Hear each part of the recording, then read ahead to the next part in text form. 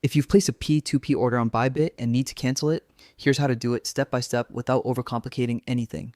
First, open the ByBit app or go to the website and log in. Once you're in, head to your P2P order page. You'll see a list of all your current and past orders. Now, scroll through and find the order you want to cancel. When you find it, tap the Cancel Order button. A prompt will pop up asking why you're canceling. Pick a reason that matches your situation and then confirm it by tapping Yes. A few important things to keep in mind.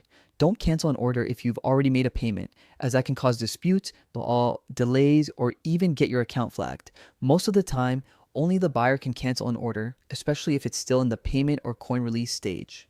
Also, timing matters. If the seller has already started processing the order, canceling may not be possible, and trying to force it could complicate things. Always double check the order status before canceling and make sure your payment hasn't gone through yet. Additionally, keep your communication clear. If you need to cancel, inform the other party politely in the chat to avoid misunderstandings. This helps prevent negative reviews or account warnings and ensures smoother P2P trading in the future. By following these steps carefully, you can cancel your P2P orders on ByBit safely, protect your funds, and maintain a good reputation on the platform.